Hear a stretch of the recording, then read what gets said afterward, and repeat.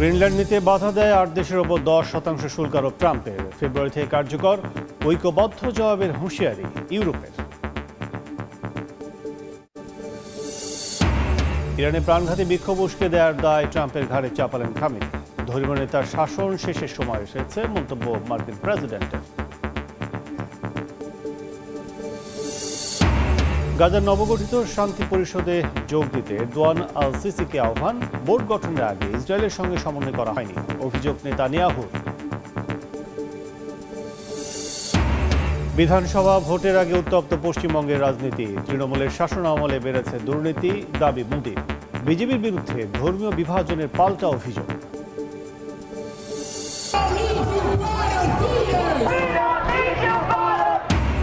অবৈধ অভিবাসী বিরোধী অভিযানে ফের উত্তপ্ত যুক্তরাষ্ট্রের মিনেসোটা অঙ্গরাজ্য। আইসি সদস্যদের সঙ্গে বিক্ষোভকারীদের সংঘর্ষ, আহত কয়েকজন।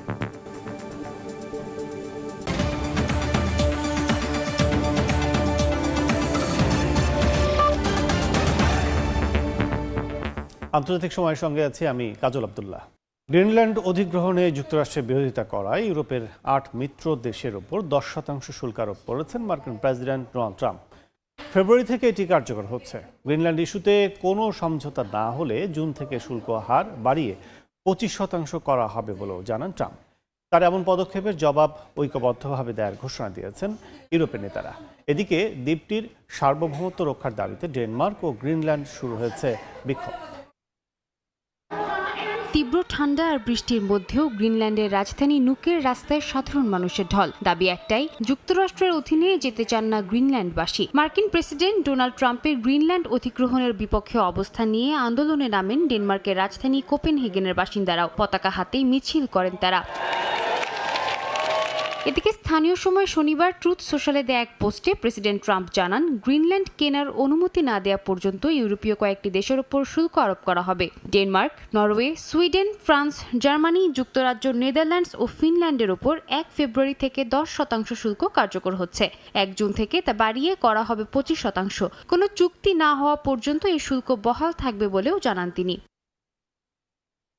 ট্রাম্প বলেন, গ্রিনল্যান্ডে এসব দেশের প্রতিনিধিদের অজানা উদ্দেশ্যে সফরের জবাব হিসেবেই এই পদক্ষেপ। অভিযোগ করেন, যুক্তরাষ্ট্রের নিয়ন্ত্রণের বিরোধিতা করে দেশগুলো বিপজ্জনক খেলায় নেমেছে। তার দাবি, যুক্তরাষ্ট্র ১৫০ বছরেরও বেশি সময় ধরে গ্রিনল্যান্ড কেনার চেষ্টা করছে। পরিকল্পিত মার্কিন ক্ষেপণাস্ত্র প্রতিরক্ষা ব্যবস্থা গোল্ডেন ডোমের জন্য গ্রিনল্যান্ড এখন আরও গুরুত্বপূর্ণ বলে মনে করেন তিনি। এতে কানাডার সম্ভাব্য সুরক্ষার কথাও উল্লেখ করা হয়। মার্কিন প্রেসিডেন্টের হুমকির তীব্র নিন্দা জানায় ইউরোপীয় দেশগুলো। শুল্কের ভয়ে ইউরোপ পিছু হটবে না বলে জবাব দেন তারা। হুমকি বাস্তবায়িত হলে ঐক্যবদ্ধ ও সমন্বিতভাবে জবাব দেওয়া হবে বলে জানায় যুক্তরাজ্য, জার্মানি সহ ৮ দেশের নেতারা। ইউরোপীয় কাউন্সিলের প্রেসিডেন্ট আন্তোনিও কস্তা জানান, ইইউ আন্তর্জাতিক আইন ও সদস্য রাষ্ট্রগুলোর ভূখণ্ড রক্ষায় ঐক্যবদ্ধভাবে কাজ করছে। সাদিয়া তাসনিম, সময় সংবাদ। মার্কিন প্রেসিডেন্ট ডোনাল্ড ট্রাম্প ইরানে আয়াতুল্লাহ আলী খামেনির শাসন শেষ করার আহ্বান জানিয়েছেন। অন্যদিকে প্রথমবারের মতো জনসম্মুখে দেয়া বক্তব্যে আন্দোলনে হাজারো মানুষের মৃত্যুর কথা স্বীকার করেছেন ইরানের সর্বোচ্চ ধর্মীয় নেতা খামেনি। ট্রাম্পকে অপরাধী আখ্যা দিয়ে এসব হত্যার জন্য তাকে দায়ী করেন তিনি। ইরানের সরকার বিরোধী আন্দোলনের তীব্রতা কমে আসলেও হতাহত হয়েছেন হাজারো মানুষ। স্থানীয় সময় শনিবার প্রথমবারের মতো আন্দোলনে নিহতের সংখ্যা নিয়ে মুখ খুলেন দেশটির সর্বোচ্চ ধর্মীয় নেতা আয়াতুল্লাহ আলী খামেনি। মানবাধিকার সংস্থা HRAN বলছে, চলমান বিক্ষোভে ৩,০০০-এরও বেশি মানুষ নিহত হয়েছে। এসব হত্যার দায় সরাসরি যুক্তরাষ্ট্র ও ইসরায়েলের উপর চাপিয়েছেন খামেনি। দাবি করেন, বিক্ষোভকারীদের বিদেশি শক্তি প্রশিক্ষণ ও অর্থ সরবরাহ করেছে। ট্রাম্প এই পরিকল্পনার মাধ্যমে ইরানের অভ্যন্তরীণ অস্থিরতাকে ত্বরান্বিত করেছেন বলেও অভিযোগ করেন তিনি। সাম্প্রতিক বিক্ষোভে ট্রাম্প সহিংসতার কেন্দ্রবিন্দু হিসেবে কাজ করেছেন বলে দাবি খামেনির।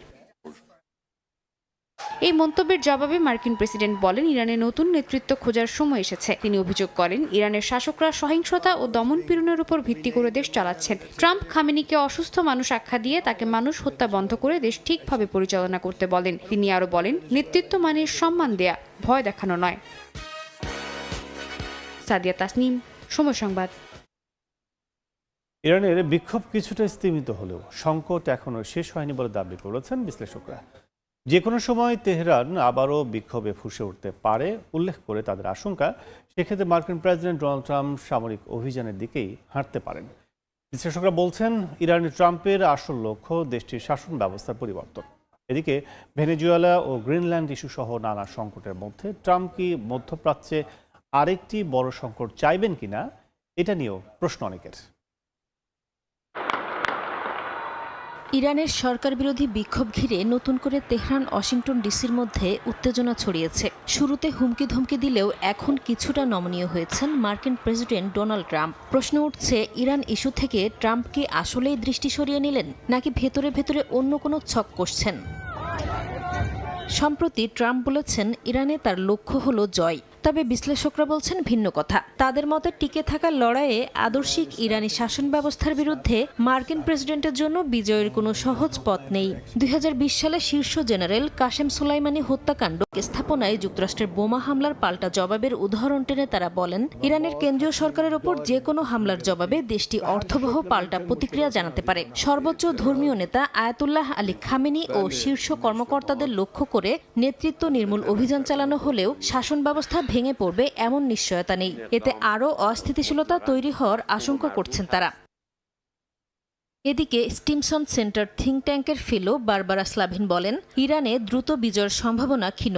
বলেন, স্বল্প শক্তি দিয়ে ভেনেজুয়েলার মতো ইরানে সামরিক অভিযানের পুনরাবৃত্তি সম্ভব নয়। এতে যুক্তরাষ্ট্রের বিপুল সামরিক শক্তি লাগবে। ভেনেজুয়েলা ও গ্রিনল্যান্ড ইস্যু সহ নানা সংকটের মধ্যে ট্রাম্প মধ্যপ্রাচ্যে আরেকটি বড় সংকট চান কিনা, এটা নিয়েও প্রশ্ন অনেকের। তবে স্লাভিনের মতে, নিষেধাজ্ঞা শিথিলের বিনিময়ে ইরান পারমাণবিক ইস্যুতে সমঝোতায় যেতে পারে, আর ট্রাম্প সেটিকে বড় বিজয় হিসেবে উপস্থাপন করতে পারেন। এর আগে গত বছরের 28 ডিসেম্বর থেকে ইরানের সরকার বিরোধী বিক্ষোভ ছড়িয়ে পড়ার পর বিক্ষোভকারীদের হত্যা করা হলে সামরিক হস্তক্ষেপের হুমকি দেন ট্রাম্প। পরবর্তী 2 সপ্তাহে তিনি এই হুমকি কয়েকবার পুনরাবৃত্তি করেন এবং বিক্ষোভকারীদের রাষ্ট্রীয় প্রতিষ্ঠান দখলেরও আহ্বান জানান। তবে ইরান সরকার আন্দোলনকারীদের মৃত্যুদণ্ডের রায় কার্যকরের সিদ্ধান্ত থেকে সরে আসার পর সুর কিছুটা নরম করেন ট্রাম্প। কয়েকটি গণমাধ্যম বলছে, ইরানের সরকার বিরোধী বিক্ষোভ কিছুটা স্তিমিত হয়েছে। তবে সংকট এখানেই শেষ নয় বলে সতর্ক করেছেন বিশ্লেষকরা। তারা বলছেন, পরিস্থিতি দ্রুত বদলাতে পারে, ইরান ফের বিক্ষোভের আগুনে জ্বলে উঠতে পারে। সেক্ষেত্রে ট্রাম্পও তার সামরিক হস্তক্ষেপের পরিকল্পনা বাস্তবায়ন করতে পারেন বলেও শঙ্কা তাদের। নাসরিন রুমি, সময় সংবাদ। সিরিয়ার ইউফ্রেটিস নদীর পশ্চিম তীরে একের পর এক এলাকা দখলের ঘোষণা দিয়েছে দেশটির সেনাবাহিনী। ওয়াইপিজি এসডিএফ বাহিনীর সরে যাওয়ার মধ্যে আলেপ্পো রাক্কা প্রদেশে সেনা অগ্রযাত্রার দাবি করা হচ্ছে। তবে তাবকা আশপাশের কিছু এলাকায় সেনা প্রবেশের দাবি অস্বীকার করেছে কুর্দি নেতৃত্বাধীন এসডিএফ। এই অবস্থায় যুদ্ধ না থামালে সিরিয়ার ওপর নিষেধাজ্ঞা আরোপের হুঁশিয়ারি দিয়েছে যুক্তরাষ্ট্র। স্থানীয় সময় শনিবার সিরীয় সেনাবাহিনী জানায়, ইউফ্রেটিস নদীর পশ্চিম তীরে প্রবেশ শুরু করেছে তারা। আলেপ্পোর পূর্বাঞ্চলের দের হাফিজ শহর দিয়ে এই অগ্রযাত্রা শুরু হয়। আল ইকবারিয়া টিভিতে দেয়া বিবৃতিতে বেসামরিক নাগরিকদের অঞ্চলগুলোতে প্রবেশ না করার আহ্বান জানায় সেনা অপারেশন কমান্ড। কয়েক ঘন্টার মধ্যেই দের হাফির, মাসকানা ও তাবকার কাছে হাজানা সামরিক ক্যাম্প দখলের দাবি করে সেনাবাহিনী। রজমাল গাজাল গ্রাম, আল ঘানেম আল আলী শহর, হানিদে ও আল সাফসাফা এলাকায় সেনা প্রবেশের দাবি করা হয়। আবু আসি ও আল জাবালি গ্রামেও নিয়ন্ত্রণ প্রতিষ্ঠার কথা জানানো হয়। সিরিয়ান আরব নিউজ এজেন্সি জানায়, রাক্কার পূর্বে জুর শাম্মার শহর দখল করে সাবকা এলাকার দিকে অগ্রসর হচ্ছে সেনারা। তবে তাবকা শহর নিয়ে সরাসরি বিরোধী বক্তব্য দেয় এসডিএফ। টেলিগ্রামে দেয়া এক বিবৃতিতে তারা জানায়, সরকারি বাহিনী তাবকায় প্রবেশ করেনি এবং মানসুরা শহর পুরোপুরি নিরাপত্তা ঝুঁকিমুক্ত করা হয়েছে। বার্তা সংস্থা রয়টার্স জানায়, দের হাফির ও আশপাশের গ্রাম থেকে এসডিএফ সদস্যরা ইউফ্রেটিসের পূর্ব তীরে সরে গেছে। তবে কিছু এসডিএফ ইউনিট তাবকায় পুনরায় জড়ো হয়ে প্রতিরোধ করার চেষ্টা করছে। ডিপসি আফনান ও আল রাসাফা এলাকায় সংঘর্ষের খবরও আসে। এসডিএফ দাবি করে তারা সেখানে এখনও হামলার প্রতিহত করছে এবং রাক্কার পশ্চিমাঞ্চলে গোলাবর্ষণ চলছে। সিরিয়ার পরিস্থিতি নিয়ে বাড়ছে আন্তর্জাতিক চাপ। যুক্তরাষ্ট্রের সেন্ট্রাল কমান্ড সিরীয় বাহিনীকে আলেপ্পো ও তাবকার মধ্যবর্তী এলাকায় আক্রমণাত্মক অভিযান বন্ধের আহ্বান জানায়। সেন্টকম জানায়, উত্তেজনা না বাড়িয়ে সংলাপের মাধ্যমে সমাধানের পথে এগোনো জরুরি। একই সঙ্গে মার্কিন সিনেটর লিন্ডসি গ্রাহাম হুঁশিয়ারি দেন, কুর্দি বাহিনী ও এসডিএফ এর বিরুদ্ধে সামরিক অভিযান চালালে সিরিয়ার ওপর নতুন করে কঠোর নিষেধাজ্ঞা আরোপের উদ্যোগ নেওয়া হবে। বলেন, প্রয়োজনে আবারও কার্যকর করা হবে বাতিল হওয়া সিজার এক নিষেধাজ্ঞা। সাদিয়া তাসনিম, সময় সংবাদ। গাজায় যুদ্ধ পরবর্তী শাসন ব্যবস্থা তদারকির জন্য বোর্ড অব পিস এ যোগ দিতে মিশর ও তুরস্কের নেতাদের আহ্বান জানানো হয়েছে। ইসরায়েলের প্রধানমন্ত্রী বেনিয়ামিন নেতানিয়াহুর দাবি, বোর্ড গঠন করার আগে ইসরায়েলের সঙ্গে সমন্বয় করা হয়নি এবং এটি তাদের নীতির বিরোধী। ফিলিস্তিনি সংগঠন ইসলামিক জিহাদের অভিযোগ, ইসরায়েলের স্বার্থ রক্ষা করতে এ বোর্ড গঠন করা হয়েছে। এদিকে অঞ্চলটিতে শান্তি নিশ্চিত করতে ইসরায়েলকে অবিলম্বে পশ্চিম তীরে বসতি স্থাপন প্রকল্প বন্ধ করার আহ্বান জানিয়েছে ইউরোপীয় ইউনিয়ন।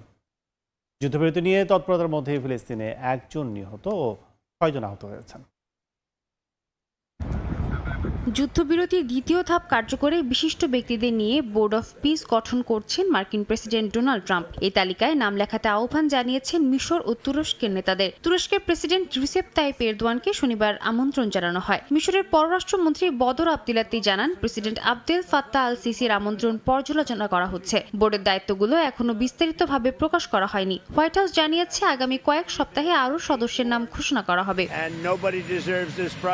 ফিলিস্তিনি সংগঠন ইসলামিক জিহাদের অভিযোগ, ইসরায়েলের স্বার্থ রক্ষায় এই বোর্ড গঠন করা হয়েছে। তারা বলছে, বোর্ডের উদ্দেশ্যে যুদ্ধবিরতি চুক্তির শর্ত বাস্তবায়নের নামে দখলকারী শক্তির স্বার্থে কাজ করা। গাজাবাসীর আশঙ্কা, ন্যায় বিচার বা পুনর্গঠনের পরিবর্তে নিজেদের নিয়ন্ত্রণকে অগ্রাধিকার দিতে পারেন বোর্ডের সদস্যরা।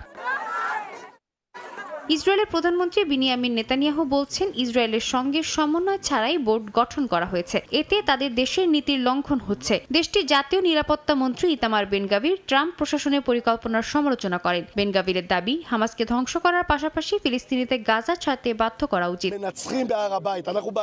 এদিকে পশ্চিম তীরে বসতি সম্প্রসারণ প্রকল্প বন্ধের আহ্বান জানিয়েছে ইউরোপীয় ইউনিয়ন। কমিশনের মুখপাত্র আনোয়ার এল আনুনি বলেন, বসতি সম্প্রসারণ শান্তি ও স্থিতিশীলতার জন্য ঝুঁকিপূর্ণ। বিশেষ করে জেরুজালেমের পূর্বাঞ্চলে আতারট ও নাহালাত সীমনে এই প্রকল্প উদ্বেগজনক। ইউরোপীয় কমিশন বলছে, অবৈধ বসতি সম্প্রসারণ দ্বিরাষ্ট্র সমাধানের সম্ভাবনা হ্রাস করছে। এটি ফিলিস্তিনিদের বাস্তুচ্যুতি ঘটাতে পারে। সাদিয়া তাসনিম, সময় সংবাদ। পশ্চিমবঙ্গ বিধানসভা ভোটের আগে রাজ্যের রাজনীতি দ্রুত উত্তপ্ত হয়ে উঠছে। শনিবার একই দিনে মাত্র 100 কিলোমিটার ব্যবধানে 2 জেলায় উঠে আসে 2 বিপরীত রাজনৈতিক বার্তা। মালদহে তৃণমূল বিরোধী বার্তা দেন প্রধানমন্ত্রী নরেন্দ্র মোদী, আর বহরমপুরে বিজেপির বিরুদ্ধে ধর্মীয় বিভাজনের রাজনীতির অভিযোগ তোলেন অভিষেক বন্দ্যোপাধ্যায়। সুব্রত আচার্যের পাঠানো তথ্যচিত্র রিপোর্ট। আসন্ন বিধানসভা নির্বাচন সামনে রেখে পশ্চিমবঙ্গে জোর প্রচারে নেমেছেন প্রধানমন্ত্রী ও বিজেপি নেতা নরেন্দ্র মোদী। নির্দিষ্ট ভোট ব্যাংকে প্রভাব ফেলতেই তার এই প্রচার বলে মনে করছেন রাজনৈতিক পর্যবেক্ষকরা। শনিবার দুপুরে মালদহের শাহাপুর মালদহ বাইপাস সংলগ্ন মাঠে বিজেপির পরিবর্তন সংকল্প জনসভাতে বক্তব্য রাখেন মোদী। সেখানে থেকে রাজ্যের শাসক দল তৃণমূল কংগ্রেসকে কড়া ভাষায় আক্রমণ করেন। মোদীর অভিযোগ, তৃণমূলের শাসনে রাজ্যে দুর্নীতি ও দুঃশাসন চরমে পৌঁছেছে। কেন্দ্রীয় সরকারের একাধিক উন্নয়ন প্রকল্প বাস্তবায়ন করতে দেয়া হয়নি বলেও দাবি করেন তিনি। অনুপ্রবেশ ইস্যুতেও সরব হন প্রধানমন্ত্রী। বলেন, অনুপ্রবেশের কারণে জনসংখ্যার ভারসাম্য নষ্ট হচ্ছে, বাড়ছে হিংসাও। মালদহ ও মুর্শিদাবাদের পরিস্থিতি উদ্বেগজনক বলে মন্তব্য করেন মোদী। ক্ষমতায় এলে অনুপ্রবেশকারীদের বিরুদ্ধে কঠোর ব্যবস্থা নেওয়ার হুঁশিয়ারি দেন তিনি। টিএমসি সরকার बहुत ही निर्दयी है, बहुत ही निर्मम है। केंद्र सरकार गरीबों के लिए जो पैसा भेजती है, उस पैसे को यहां टीएमसी के लोग लूट लेते हैं। टीएमसी के लोग बंगाल के मेरे गरीब भाई बहनों के दुश्मन बने हुए हैं। उन्हें आपकी तकलीफ की कोई चिंता नहीं है। মোদীর বক্তব্যে পাল্টা জবাব আসে বহরমপুর থেকে। মালদহের সভাস্থল থেকে প্রায় 100 কিলোমিটার দূরে রোড শো ও জনসভা করেন তৃণমূলের সর্বভারতীয় সাধারণ সম্পাদক অভিষেক বন্দ্যোপাধ্যায়। সেখান থেকেই বিজেপির বিরুদ্ধে ধর্মীয় বিভাজনের রাজনীতির অভিযোগ তোলেন তিনি। বোকাট্টা করে মাঠের বাইরে বার করব, তথ্য পরিসংখ্যানের নিরিখে লড়াই হলে, নইলে মানুষের কাছে মুখ দেখাবো না। যদি নির্বাচনে লড়াই করতে হয়, তাহলে তথ্য পরিসংখ্যানকে সামনে রেখে লড়াই করতে হবে, হিন্দু মুসলমান নয়। আজকে যাদের বলিদানে আমাদের দেশ স্বাধীন হয়েছিল, তারা দেশে কোনোদিন হিন্দু মুসলমান করেনি। বিজেপির যে নেতারা মুর্শিদাবাদকে ব্যঙ্গ বিদ্রুপ করে, মুর্শিদাবাদ মালদার মানুষকে বাংলাদেশি বলে আখ্যায়িত করে, তাদেরকে জিজ্ঞেস করুন তো, যে গাড়িতে করে ঘোরো সে গাড়িটা কে বানিয়েছে? একবার জিজ্ঞেস করেছো তার ধর্মটা কি, হিন্দু না মুসলমান? একই দিনে মালদহ ও বহরমপুরে দুটি আলাদা মঞ্চ থেকে রাজনৈতিক বার্তা পান রাজ্যের মানুষ। একদিকে বিজেপির পরিবর্তন ও অনুপ্রবেশ ইস্যু, অন্যদিকে তৃণমূলের ধর্মনিরপেক্ষতার পাল্টা অবস্থান। ভোটের আগে পশ্চিমবঙ্গের রাজনীতিতে সংঘাত যে আরও বাড়তে চলেছে, শনিবারের এই দুই সভা তারই স্পষ্ট ইঙ্গিত দিল বলে মনে করছেন বিশ্লেষকরা। সময় সংবাদ, কলকাতা। আন্তর্জাতিক সময় আরও থাকছে। তাইওয়ানের প্রতাশ দ্বীপপুঞ্জে চীনা নজরদারি ড্রোনের অনুপ্রবেশ ঘিরে উত্তেজনা, তীব্র নিন্দা তাইপের। দ্বীপটির সঙ্গে মার্কিন বাণিজ্য চুক্তি নিয়ে কড়া আপত্তি বেইজিংয়ের।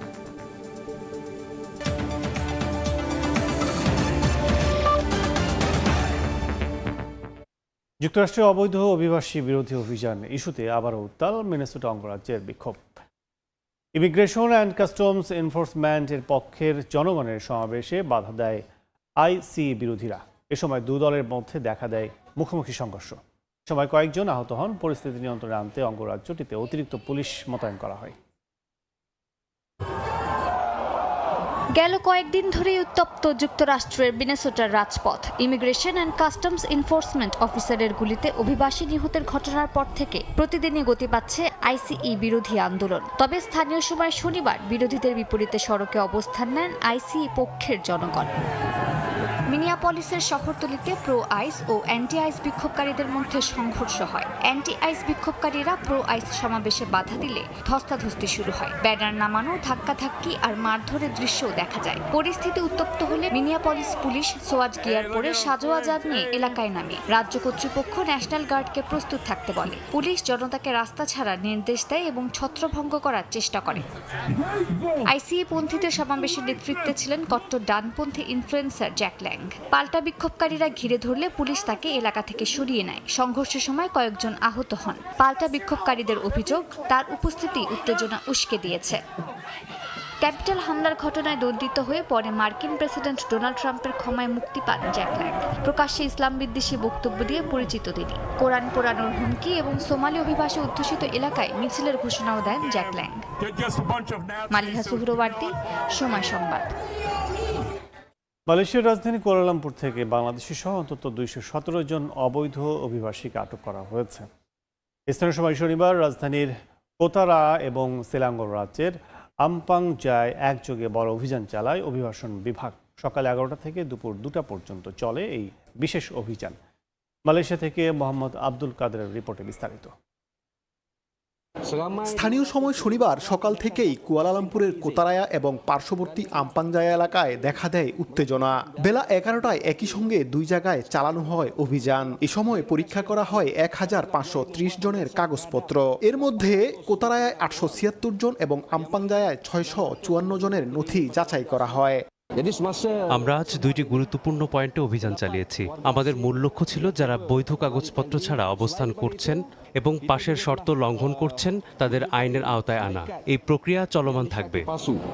অভিযানে মোট 217 জনকে আটক করা হয়, যাদের মধ্যে 162 জন নারী এবং 55 জন পুরুষ। সবচেয়ে বেশি আটক হন মিয়ানমার, ইন্দোনেশিয়া এবং ফিলিপিন্সের নাগরিকরা। এছাড়া বাংলাদেশ, নেপাল, ভারত, পাকিস্তান, নাইজেরিয়া এবং একজন জার্মান নাগরিকও রয়েছেন। অভিবাসন বিভাগ জানায় আটকদের বিরুদ্ধে বৈধ ভিসা না থাকা, সময়সীমার বাইরে দেশে অবস্থান এবং ভুয়া পরিচয়পত্র ব্যবহারের অভিযোগ রয়েছে। তাদের আইনি প্রক্রিয়ার জন্য ইমিগ্রেশন ডিপোতে পাঠানো হয়েছে। মোহাম্মদ আব্দুল কাদের, সময় সংবাদ, কুয়ালালামপুর, মালয়েশিয়া। বহু বছরের দুর্নীতি ও বিদেশি বিনিয়োগের অভাবে ভেনেজুয়েলার জ্বালানি তেল উৎপাদন নিম্নমুখী। দেশটিতে মার্কিন কোম্পানিগুলো বিলিয়ন ডলার বিনিয়োগ করলেও আগামী বছরগুলোয় প্রবৃদ্ধির সম্ভাবনা খুবই কম। তাছাড়া বড় বিনিয়োগের অনুমতির জন্য আইনও সংস্কার করতে হবে। এক্ষেত্রে সবচেয়ে বেশি সুবিধা পেতে পারে মার্কিন কোম্পানি শেভরন। ভেনেজুয়েলায় যুক্তরাষ্ট্রের বড় কোম্পানিগুলো বিলিয়ন ডলার বিনিয়োগ করলেও আগামী কয়েক বছরে দেশটিতে জ্বালানি তেল উৎপাদনে উল্লেখযোগ্য প্রবৃদ্ধির দেখা মিলবে না। বার্তা সংস্থা রয়টার্সের এক প্রতিবেদনে বলা হয়, ভেনেজুয়েলায় বিশ্বের সবচেয়ে বড় তেলের মজুদ থাকলেও বহু বছরের দুর্নীতি ও বিদেশি বিনিয়োগের অভাবে কাঙ্ক্ষিত উৎপাদনের লক্ষ্যমাত্রা অর্জন করতে পারেনি তারা। বিশ্লেষকদের মতে, কোনো কোম্পানি যদি ভেনেজুয়েলায় বিনিয়োগ করতে চায়, তাদের নিরাপত্তা উদ্বেগ, জীর্ণ অবকাঠামো, মাদুরোকে ধরে নেওয়ার জন্য মার্কিন অভিযানের বৈধতা নিয়ে প্রশ্ন এবং দীর্ঘমেয়াদী রাজনৈতিক অস্থিতিশীলতার শঙ্কা মোকাবিলা করতে হবে। এছাড়া বিদেশি কোম্পানিগুলোকে বড় বিনিয়োগের অনুমতির জন্য ভেনেজুয়েলাকে তাদের আইনও সংস্কার করতে হবে। এক্ষেত্রে সবচেয়ে বেশি সুবিধা পেতে পারে মার্কিন কোম্পানি শেভরন। এছাড়া অন্যান্য মার্কিন কোম্পানি রাজনৈতিক পরিস্থিতি ও চুক্তির অবস্থা পর্যবেক্ষণ করবে। স্প্যানিশ জ্বালানি কোম্পানি রিপসোলের দেশটির বেশ কিছু তেল ও গ্যাস ক্ষেত্রে অংশীদারিত্ব রয়েছে। অবশ্য কোম্পানিটির লাইসেন্স বাতিল করা হয়েছে, আর এখনও ভেনেজুয়েলায় তাদের 586 মিলিয়ন ইউরো পাওনা বাকি। 2013 সালের পর ভেনেজুয়েলার অর্থনীতি সংকুচিত হয়েছে। উৎপাদন কিছুটা স্থিতিশীল হলেও বিশ্ববাজারে অপরিশোধিত তেলের দাম কম থাকা এবং মার্কিন নিষেধাজ্ঞার কারণে দেশটির আয় কমে আসে। গত বছর গড়ে দৈনিক প্রায় 1.1 মিলিয়ন ব্যারেল বা বৈশ্বিক উৎপাদনের মাত্র 1% তেল উৎপাদন করে দেশটি। ইয়ানুর শিফাত, সময় সংবাদ। স্টিলটেক মানে গুণগত মানের নিশ্চয়তা। It's all about stainless style. ইরানের কৌশলগত গুরুত্বপূর্ণ চাবাহার বন্দর প্রকল্প নিয়ে চাপে পড়েছে ভারত। ট্রাম্প প্রশাসনের কড়া নিষেধাজ্ঞায় প্রকল্পের ভবিষ্যৎ নিয়ে দেখা দিয়েছে অনিশ্চয়তা। তবে নিজেদের অবস্থানে অনড় থাকার কথা জানিয়েছে ভারত। প্রকল্পের ভবিষ্যৎ নিয়ে যুক্তরাষ্ট্রের সঙ্গে কূটনৈতিক তৎপরতা শুরু করেছে নয়াদিল্লি। যদিও ভারতীয় গণমাধ্যম বলছে, যুক্তরাষ্ট্রের কঠোর অবস্থানের কারণে মোদী সরকার এই প্রকল্পে নিজেদের সরাসরি সংশ্লিষ্টতা কমানোর কথা ভাবছে। তেহরানের সঙ্গে বাণিজ্য সম্পর্ক রয়েছে এমন দেশগুলোর উপর অতিরিক্ত 25% শুল্ক আরোপের হুমকি দিয়েছেন মার্কিন প্রেসিডেন্ট ডোনাল্ড ট্রাম্প। এমন অবস্থায় ইরানের কৌশলগত গুরুত্বপূর্ণ চাবাহার বন্দর প্রকল্প নিয়ে বিপাকে পড়েছে ভারত সরকার। ট্রাম্প প্রশাসনের হুমকির মুখে অনিশ্চয়তায় পড়েছে প্রকল্পের ভবিষ্যৎ। তবে ভারত সরকারের জন্য এই বন্দর অপরিহার্য। এরই মধ্যে তারা সাফ জানিয়েছে, মার্কিন চাপ থাকলেও প্রকল্প থেকে সরে আসার কোনো সুযোগ তাদের হাতে নেই। গেল বছরের অক্টোবরে মার্কিন ট্রেজারি বিভাগ এই প্রকল্পের জন্য যে শর্ত সাপেক্ষ নিষেধাজ্ঞা ছাড় দিয়েছিল, তার মেয়াদ শেষ হতে যাচ্ছে আগামী এপ্রিলে। দেশটির পররাষ্ট্র মন্ত্রণালয় জানায়, চাবাহার বন্দরে কাজ অব্যাহত রাখতে যুক্তরাষ্ট্রের সঙ্গে তারা নিয়মিত যোগাযোগ রক্ষা করছে। ভারতীয় গণমাধ্যমগুলোর দাবি, নয়াদিল্লি একটি কৌশলগত পথ খুঁজছে, যেখানে মার্কিন নিষেধাজ্ঞার শর্তগুলো পূরণ করেই চাবাহারে কাজ চালিয়ে যাওয়া সম্ভব হবে। ইরান ইস্যুতে যুক্তরাষ্ট্রের কঠোর অবস্থানের কারণে মোদী সরকার এই প্রকল্পে নিজেদের সরাসরি সংশ্লিষ্টতা কমিয়ে একটি নতুন স্বতন্ত্র কাঠামোর কথা বিবেচনা করছে বলেও জানায় তারা, যেখানে ভারত সরকারের সরাসরি ঝুঁকি কমার পাশাপাশি প্রকল্প উন্নয়ন কাজ অব্যাহত থাকবে। বরকতুল্লাহ, সময় সংবাদ। তাইওয়ানের নিয়ন্ত্রণাধীন প্রাতাস দ্বীপপুঞ্জের আকাশ সীমায় চীনা নজরদারি ড্রোন অনুপ্রবেশের দাবি করেছে তাইপে। ঘটনাটিকে উস্কানিমূলক ও দায়িত্ব জ্ঞানহীন পদক্ষেপ বলে অভিযোগ দ্বীপটির প্রতিরক্ষা মন্ত্রণালয়ের। স্থানীয় সময় শনিবার ভোরে প্রাতাস দ্বীপপুঞ্জের আকাশে দেখা যায় ড্রোনটিকে। অ্যান্টি এয়ারক্রাফট অস্ত্রের কার্যক্ষমতার বাইরের উচ্চতায় প্রায় 8 মিনিট ধরে অবস্থান করে এটি। পরে সতর্কবার্তা দেওয়ার পর ড্রোনটি ওই এলাকা থেকে সরে যায়। এদিকে ড্রোন ইস্যুতে কিছু না জানালেও যুক্তরাষ্ট্র তাইওয়ানের বাণিজ্য চুক্তি নিয়ে কড়া আপত্তি জানিয়েছে চীন। বেইজিং বলছে, চীনের সঙ্গে কূটনৈতিক সম্পর্ক থাকা কোনো দেশ তাইওয়ানের সঙ্গে সরকারি চুক্তিতে যেতে পারে না। 中方一贯坚决反对建交国与台湾地区商签任何。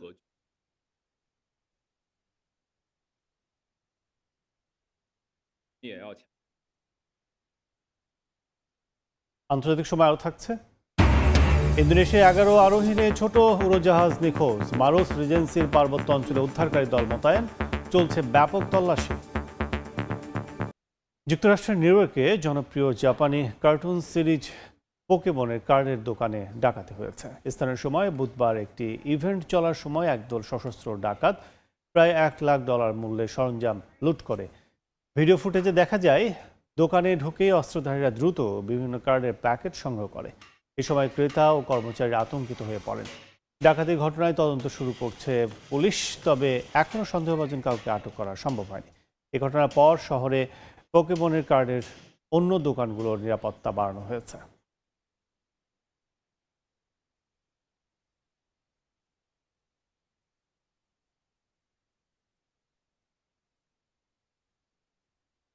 ইন্দোনেশিয়ায় 11 আরোহীন একটি ছোট উড়োজাহাজ নিখোঁজ হয়েছে। শনিবার স্থানীয় সময় দুপুর 1টার পর উড়োজাহাজটির সঙ্গে এয়ার ট্রাফিক কন্ট্রোলের যোগাযোগ বিচ্ছিন্ন হয়ে যায়। এরপর বিমানটির খোঁজে তল্লাশি শুরু করে কর্তৃপক্ষ। স্থানীয় রেস্কিউ সংস্থা জানায়, ইন্দোনেশিয়া এয়ার ট্রান্সপোর্টের টার্বোপ্রপ উড়োজাহাজটির জোগিয়াকার্তা শহর থেকে যাত্রা শুরু করে সুলাওয়েসি দ্বীপের মাকাসার শহরের উদ্দেশ্যে যাচ্ছিল। উড়োজাহাজটিতে 3 যাত্রী ও 8 ক্রু সদস্য ছিলেন। স্থল ও আকাশপথে তল্লাশি অভিযানে বিমান বাহিনী, পুলিশ ও স্বেচ্ছাসেবীরা অংশ নিয়েছেন।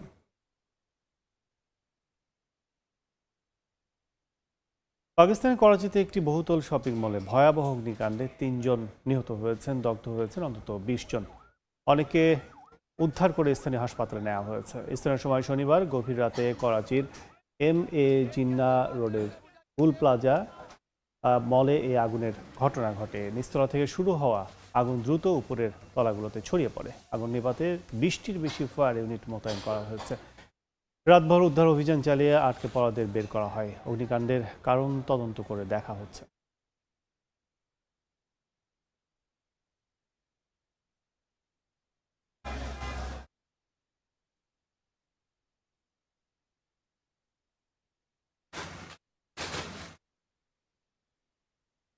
দেখছেন আন্তর্জাতিক সময়। ত্রয়োদশ জাতীয় নির্বাচন ঘিরে উৎসব মুখর পরিবেশ বিরাজ করছে ইতালি প্রবাসীদের মাঝে। ইতিমধ্যে পোস্টাল ব্যালটের মাধ্যমে নতুন ভোটার হয়েছেন দেশটির হাজার হাজার প্রবাসী। সেই সঙ্গে অসংখ্য ইতালি প্রবাসী প্রত্যক্ষ ভোট দিতে দেশে এসেছেন। এতে বিমানের টিকিটের দাম বৃদ্ধি পেলেও নির্বাচনে দেশে যেতে পেরে খুশি প্রবাসীরা। ত্রয়োদশ জাতীয় সংসদ নির্বাচনের মাধ্যমে নতুন গণতান্ত্রিক সরকার প্রবাসীদের কল্যাণে কাজ করবেন, এমনটাই দাবি ইতালি প্রবাসী কমিউনিটি ব্যক্তিদের।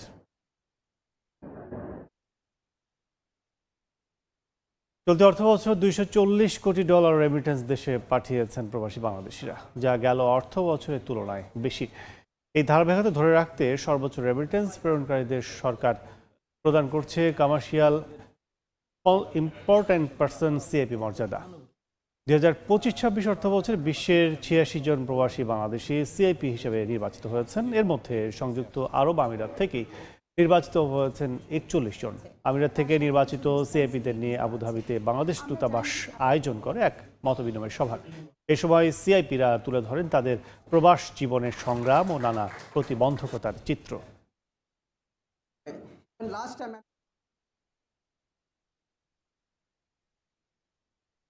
আসন্ন প্রেসিডেন্ট নির্বাচনকে ঘিরে পুরোপুরি প্রস্তুত পর্তুগাল। এবার প্রেসিডেন্ট হওয়ার দৌড়ে অংশ নিয়েছেন রেকর্ড 11 জন প্রার্থী। নির্বাচন ঘিরে রাজনৈতিক জটিলতা সৃষ্টি হয় বিশ্লেষকরা মনে করছেন 40 বছরে প্রথমবারের মতো প্রেসিডেন্ট নির্বাচন গড়াতে পারে দ্বিতীয় দফায়। লিসবন থেকে তারিকুল হাসান আশিকের রিপোর্টে বিস্তারিত। পর্তুগালে আনুষ্ঠানিকভাবে শুরু হচ্ছে দেশটির 11তম প্রেসিডেন্ট নির্বাচনের ভোট গ্রহণ। এরই মধ্যে কনসুলেটগুলোতে ভোট দিয়েছেন প্রবাসীরা। ভোট গ্রহণের আগে আনুষ্ঠানিক প্রচারণা শেষ করেছে প্রার্থী ও রাজনৈতিক দলগুলো। তবে নির্বাচন ঘিরে নেই উৎসবের আমেজ। রাজনৈতিক বিভক্তিতে নির্বাচন দ্বিতীয় দফায় গড়াতে পারে বলে মনে করছেন অনেকে। 11 প্রার্থীর মধ্য থেকে কেউ 50% বেশি ভোট না পেলে নির্বাচন গড়াবে দ্বিতীয় দফায়। এরপর শীর্ষে থাকা 2 প্রার্থীর মধ্য থেকে প্রেসিডেন্ট নির্বাচনের সুযোগ পাবেন পর্তুগিজরা। তবে হাড্ডাহাড্ডি লড়াইয়ের ইঙ্গিত পাওয়া গেছে সোশ্যালিস্ট পার্টি সমর্থিত প্রার্থী সেগুরো ও কট্টর ডানপন্থী দল সেগার প্রতিষ্ঠাতা ও বর্তমান সংসদের প্রধান বিরোধী দলীয় নেতা আন্দ্রে ভেন্তুরার মধ্যে। আমাদের বুঝতে হবে যে দ্বিতীয় রাউন্ডের নির্বাচন খুবই সীমিত হবে এবং এই সীমাবদ্ধতার ফলে ভোটাররা তাদের নিজেদের পছন্দের প্রার্থীকে ভোট দেওয়ার সুযোগ পাবেন না। তখন তাদের ভোট দিতে হবে একজন প্রার্থীকে বেছে নিতে আর আরেকজনকে বাদ দিতে, যা হয়তো অনেকের জন্য স্বস্তির হবে না। এবারের নির্বাচনে নিবন্ধিত ভোটার সংখ্যাও আগের সব রেকর্ড ভেঙে দিয়েছে। 1,10,00,000 ভোটারের মধ্যে রয়েছে উল্লেখযোগ্য সংখ্যক অভিবাসী। নির্বাচনে প্রেসিডেন্ট কে হচ্ছেন তার উপর অনেকাংশে নির্ভর করছে তাদের ভবিষ্যৎ। তবে অভিবাসীদের পছন্দ সোশ্যালিস্ট সমর্থিত প্রার্থী জোসে সেগুরো। তারিকুল হাসান আশিক, সময় সংবাদ, লিসবন, পর্তুগাল। মিয়ানমারের সাধারণ নির্বাচনের দ্বিতীয় ধাপেও ভোটে এগিয়ে সেনা সমর্থিত দল। দেশটির নির্বাচন কমিশন জানায় দ্বিতীয় ধাপে ভোট গ্রহণ শেষ হয়েছে, যেখানে এগিয়ে রয়েছে দেশটির সেনাবাহিনী সমর্থিত প্রভাবশালী রাজনৈতিক দল union solidarity and development party USDP। রাষ্ট্রীয় গণমাধ্যম জানায় 100 আসনের মধ্যে 86টি আসনে জয়ী হয়েছে তারা। এর আগে প্রথম পর্যায়ের ভোটেও জয় পেয়েছে সেরা সমর্থিত দল। আগামী 25 জানুয়ারি জান্তা সরকার ঘোষিত 3টি ধাপের মধ্যে তৃতীয় বা চূড়ান্ত ধাপে ভোট গ্রহণের কথা রয়েছে।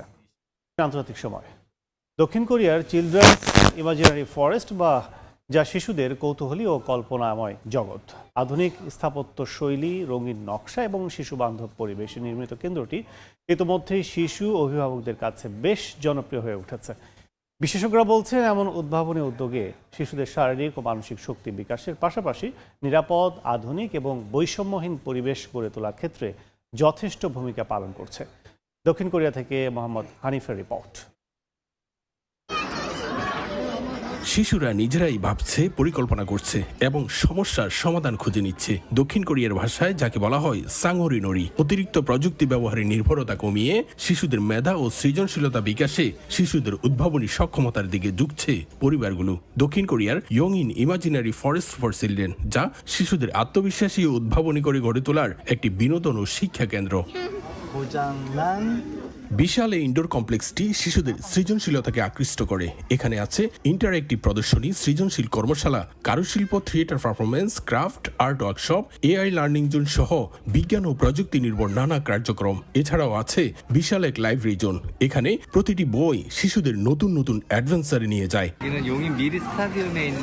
এখানে বাচ্চাদের খেলার পাশাপাশি অভিজ্ঞতার জন্য দুর্দান্ত একটি জায়গা।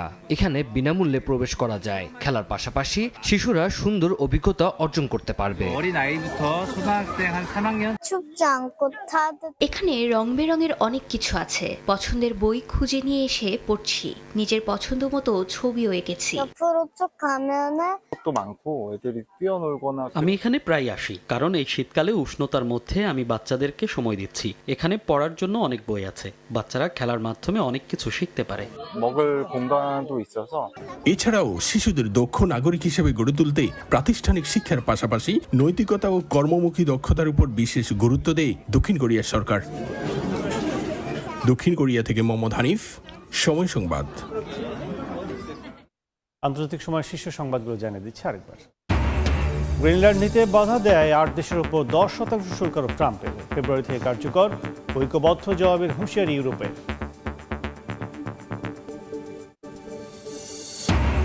ইরানে প্রাণঘাতী বিক্ষোভ উস্কে দেওয়ার দায় ট্রাম্পের ঘাড়ে চাপালেন খামেনি। ধর্মীয় নেতার শাসন শেষের সময় এসেছে, মন্তব্য মার্কিন প্রেসিডেন্টের। এবং গাজার নবগঠিত শান্তি পরিষদে যোগ দিতে দোয়ান আল সিসিকে আহ্বান। বোর্ড গঠনের আগে ইসরায়েলের সঙ্গে সমন্বয় করা হয়নি, অভিযোগ নেতানিয়াহুর।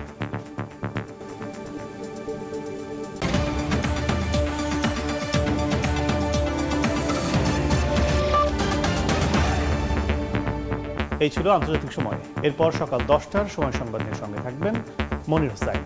ধন্যবাদ কাজল আপনাকে। সকাল 10টার সময় সংবাদ নিয়ে আসছে কিছুক্ষণ পর, সঙ্গেই থাকুন সময়।